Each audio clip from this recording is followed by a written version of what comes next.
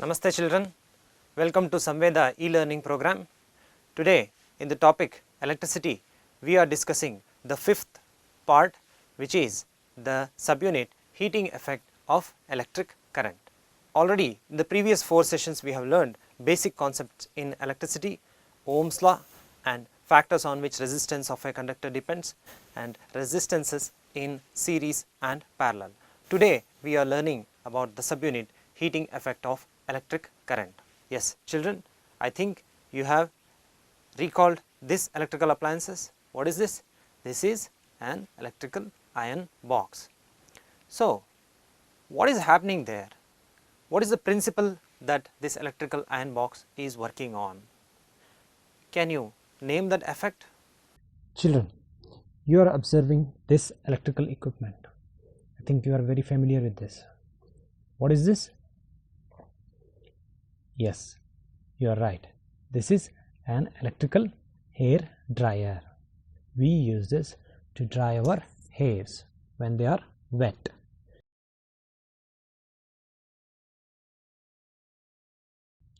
This is electrical iron box.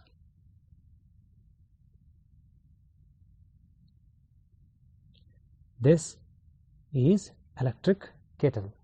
Here we pour in cold water, and by providing electricity we get hot water out of it.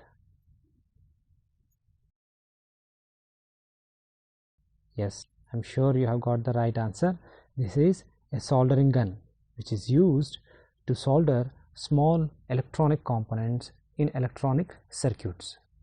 So this works on the principle of using electrical energy and then converting it into heat energy. So children, just now you had a look at that activity. So can you name any more electrical appliances which work on this heating effect of electrical current? Yes, what is this? This is a electrical heater. So children, I think what is the reason that these electrical appliances produce more heat, whereas the other electrical appliances like television or fan and all these appliances, they do not produce that much amount of heat? What is the reason here? Yes, I am sure you have thought the right answer. Here as you can see, this wire has turned red. The reason is it has the temperature of the wire is very high. So as soon as the electrical current flows through this wire, the resistance of the wire, that is this wire, it puts across a huge amount of resistance to the flow of electrons. So the electrons cannot easily pass through this wire. So what happens there? The electrons, they collide with the neighboring atoms and they are attracted by the neighboring atoms as well. Because of these collisions, the amount of heat generated is more in these sorts of wires. But if you take a wire which is having a lower resistance, then it will not get red. That means it will not get heated up so easily. So the reason for the wires getting heated or the metal getting heated or the conductor getting heated is the resistance of the conductor, because of which more number of charges collide and more amount of heat energy is produced. As you can see, if the electrical circuit is purely resistive, that means if we connected more number of resistances to the battery, then the source of energy, that is the electrical energy that we are supplying, it continuously gets converted in the form of heat. Children, this is an experiment to demonstrate heating effect of electric current.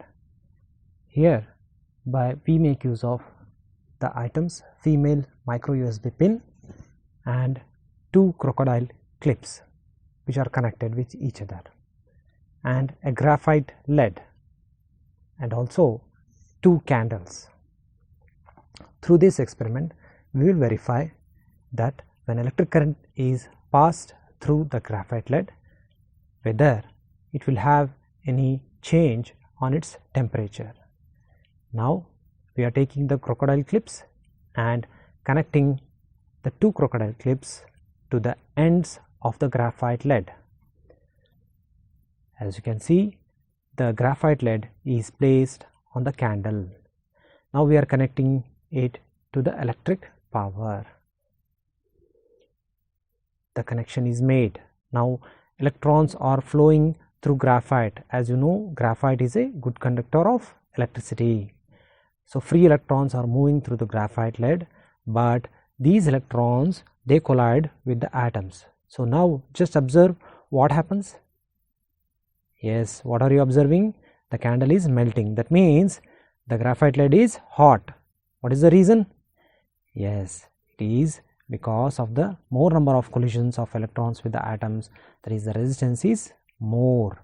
Therefore heat energy is more produced here. This is what we call as heating effect of electric current. In order to move any object, we know in science that some amount of work has to be done. So we already know that whenever the work is done or whenever we apply a force on any object, if there is a displacement, then we say the work has been done. Work is equal to force into displacement. But here in the topic electricity, we are not talking about mechanical work. What we are talking about is the work done by the potential difference. So potential difference is the one which does the work to move the charges Q. So it is applying the force V, that is potential difference is the force, and it is moving the charges Q. Q amount of charges are moving because of the potential difference V. So the total work done here is W is equal to V into Q. That means potential difference into the charge, total charge is the work done. Children, can you define power?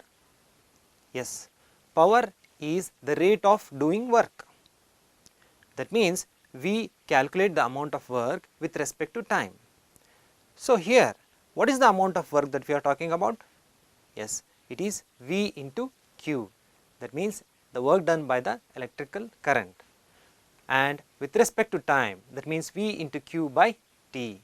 So here Q by T, you already know that it is the value of electric current. That means Q is the number of charges or the total amount of charges passing through a point with respect to unit time, then we call it as electrical current.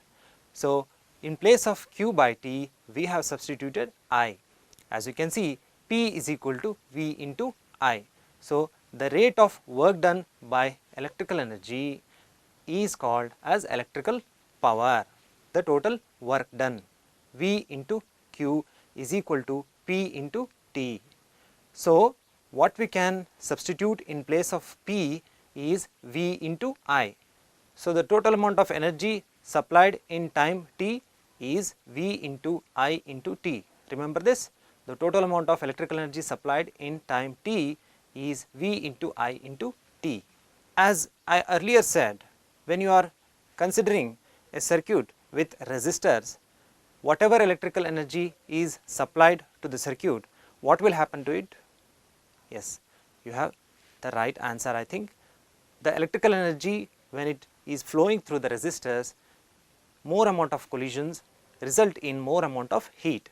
That means if you supply more amount of electrical energy, that is V into I into T, which we just saw, the total amount of electrical energy is V into I into T, more amount of electrical energy will result in more amount of heat that is being produced, as it is a circuit with resistances. So now the entire electrical energy will get converted into heat energy or will get dissipated into heat energy.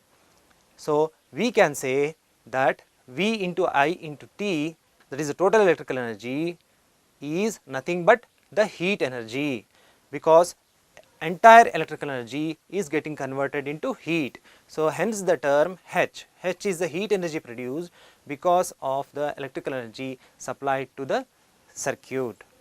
And here on the right hand side, you can see we have written IR into I into T. IR is the equation by Ohm's law, that means V is equal to IR. So, we have substituted in place of V, we have substituted IR and into I into T. So, what will we get here? I into I is I square and RT. This is what we call as Joule's law of heating. Now, based on the Joule's law of heating, what are the things that we can derive? Yes, there are three things that we can derive, or we can also say that the amount of heat produced in an electrical circuit, it depends on three important factors. Which are those factors? I think you should remember that equation, H is equal to I squared RT, right. So, that means I is electrical current. So, for a steady current I, the heat energy produced H in time t in the circuit is directly proportional to I square, that means to the square of the electric current. What else does the heat energy produced depends on? Yes, you are right. The second factor on which the heat energy produced in any circuit depends on is the resistance of the conductor. So, the amount of heat produced in a resistor in time t is directly proportional to the resistance of the conductor. That means, if resistance is more, then the heat energy produced in such a circuit will be more. In the same way, the third factor where the heat energy produced depends on is the time on which, or the time for which the electric current is flowing through the circuit. That means, if you are using a television for 10 minutes, then the amount of heat energy produced will be lesser than if you use the same television for 1 hour, or if you switch on the iron box for 1 minute and if you allow for another 5 minutes, then you will observe that the heat energy is more, because the time for which the electrical current flowing through it is more. So, children, these are the three very important factors on which the heat energy produced in any electrical circuit depends on, which is given by the Joule's law of heating. Now, let us try to solve a problem based on this Joule's law of heating. Here you need to observe 100 joule of heat is produced in each second in a 4 ohm resistance. So, 100 joule is the heat. So, the symbol we use is H for heat, 100 joule. Resistance R is equal to 4 ohm and the time is each second, means 1 second. And what we need to find the potential difference across the resistor. So, V is what we have to find. Already you saw through the Joule's law of heating that H is equal to I squared RT was the equation. Now, here we need to find the potential difference, but to find the potential difference we know the formula IR. Here resistance value is given, but I is not there.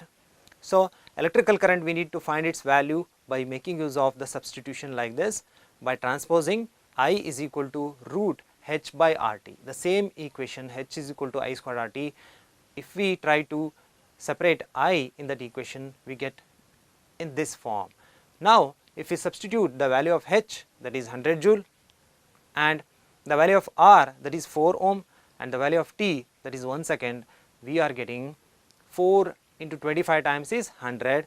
So, square root of 25 is 5, that is electrical current is 5 ampere. Now, V is equal to IR. If we substitute the value of I as 5 ampere, we get it is 20 volt. So, the potential difference is 20 volt. Children, now you have learned how the amount of heat energy produced depends on various factors in any electrical appliance. Can you recall in the earlier you had mentioned some electrical appliances which work on the heating effect of electrical current. That means, they use electrical energy and produce heat energy. As you can see, electrical iron and electrical toaster, electrical oven, electrical kettle. So, all these are devices which work on the same Joule's law of heating. So, here these are the practical applications of Joule's law of heating or the heating effect of electric current. The reason for these appliances produce higher temperature is their resistances. We use such conductors where the resistance is high to produce more amount of heat energy. And what is this? This is an electric kettle. Again, here it uses the electrical energy to produce more amount of heat because its resistance is higher. And children, here this bulb also functions on the heating effect of electricity. Which is the part in the bulb which gets heated up? Yes, you are right, it is the filament. And you must be knowing that the filament has a very high melting point, that is 3380 degrees Celsius. So, they use metals which have a high melting point because we do not want the filament to melt very easily. Therefore, melting point should be higher in filament bulb. In order to prolong the life of the filament, it has to be isolated as much as possible by using an insulating material. So, therefore, they use nitrogen and argon gases which prolong the life of the electric bulb or the life of the filament. Children, there is one more interesting application of heating effect of electric current. In order to find out, come let us have a look at this activity. Children, I am asking a question here. Have you seen this very important equipment? Yes, this is a fuse. Now, do you know there is a wire inside it? Yes. What is it made of? Yes, you are right. It is made of tin and lead alloy. What is the purpose of using this wire? There must be some very important purpose. Now, to understand it, let us see this activity. What are you seeing here on your screen? Yes, we have a tin lead wire and also we have a soldering gun.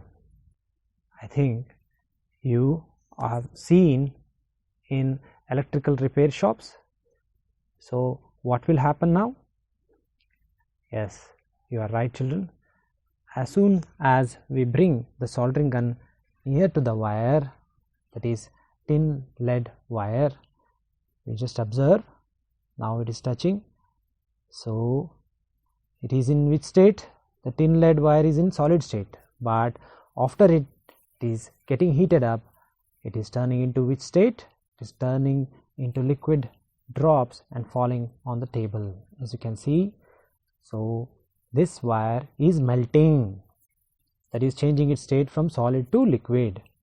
This temperature is called as the melting point at which this solid changes into liquid state. For tin lead alloy, the temperature is 183 degrees Celsius.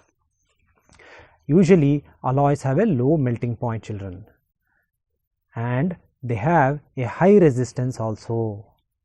So, remember, alloys have a low melting point and a high resistance.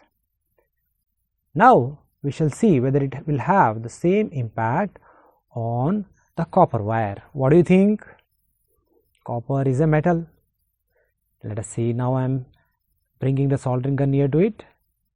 Yes, we are not observing any sort of melting here. So, what should be the melting point of this metal copper? Yes, it is very high. That is why it is not melting at this temperature. Children, copper has a melting point of 1080 degrees Celsius. So, remember that alloys have a low melting point. Now, will this knowledge have any application in the fuse? Yes, already you may have got the answer. Yes, in the fuse also the wire used is tin lead wire, which is an alloy. It is having a low melting point. When we use the fuse at homes in high voltage, this wire melts. Because of the high voltage, the heat energy melts the wire as it is already having a lower melting point. Fuse is covered by porcelain. Why do we need this? So this porcelain acts as insulator. The fuse will avoid the flow of electrical current to the device. So remember, the fuse is always connected in series. And one more thing you need to remember here, in fuse the wire is made up of alloy, tin lead alloy. Why do they use alloys? Yes, one important property of alloys is they have higher resistances than metals. Also, these alloys have a lower melting point. Now the question, why is porcelain used around the fuse wire? Yes, children, you are right. It is acting as an insulator so that we can use that for having a grip of the fuse and making a proper connection. Insulator avoids the flow of electrical current and avoids the shock. The fuses that we use are 1 ampere, 2 ampere, 3 ampere, 5 ampere and 10 ampere, etc. For example, if you are using an electrical iron box of and 1 kilowatt electric power, then you can see 1000 1 kilowatt divided by 220, that means it is P by V, that means it gives you the current, because P is equal to VI 4.54 amperes. So this electrical iron box we need to use a 5 ampere fuse. Children, earlier you saw electrical power means rate of doing work by making use of electrical energy. So here the rate at which electrical energy is consumed or dissipated is called as electric power. As you can see, P is equal to VI, that means is equal to I squared R. V means IR by Ohm's law, so IR into I means I squared R, and also the power can be symbolized as V squared by R. Why? Because I means V by R by Ohm's law. So V square by R square, if we substitute, R and R gets cancelled, we get V squared by R. P is equal to V squared by R.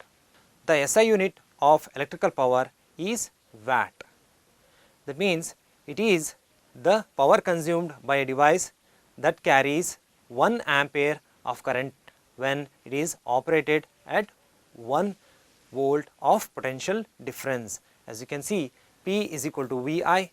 If the power is 1 watt, that means the potential difference is 1 volt and electrical current is 1 ampere. So 1 watt is equal to 1 volt into 1 ampere. In the same way, we use 1 watt is a smaller unit. So 1000 watt is a bigger unit, which we call as 1 kilowatt. Now if you use 1 kilowatt of electrical power for 1 hour, that is what we call as 1 kilowatt hour. That means 1000 joules of electrical power each second for 1 hour. 1 hour means 3600 seconds, 60 seconds for 60 minutes. So we get the value 3.6 into 10 to the power of 6 joules. So this is the value of 1 kilowatt hour. This unit is what we call as units for domestic electrical use. In electrical billing, this kWh or kilowatt hour is what we call as unit. 1 unit means 3.6 into 10 to the power of 6 joules of electrical energy is used. Children, now let us see what is the electrical power of different electrical appliances. Let us take one by one. I think you have seen this hair dryer, there is 1200 W written on it.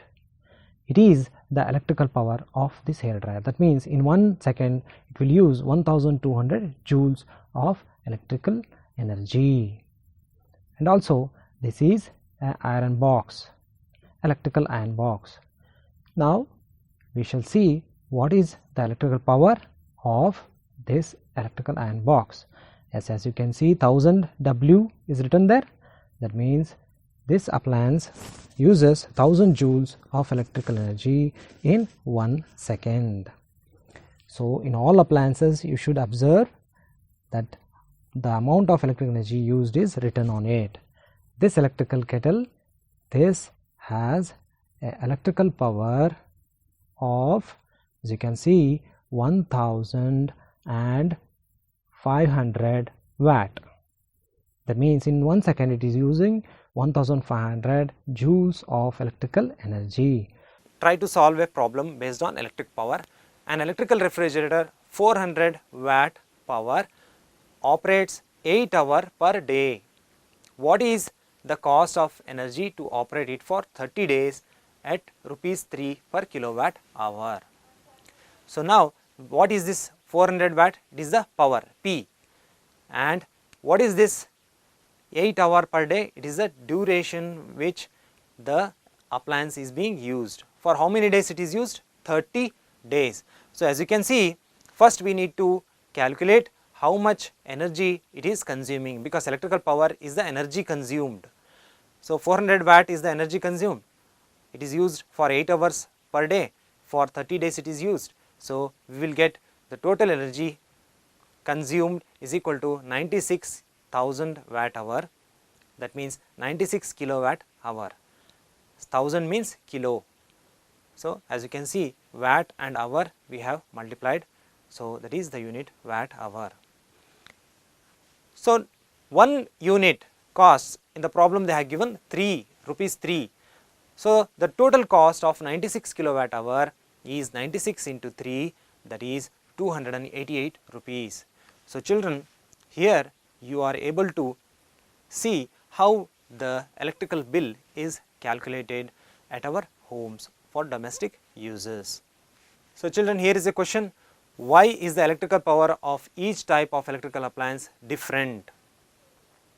Example: electrical power of electrical heater is 1500 watts and fan is around 100 watts. Yes, I am sure you have got the right answer. It is because the total energy consumed by different appliance is different, right? And also they are made up of different material which has different resistances.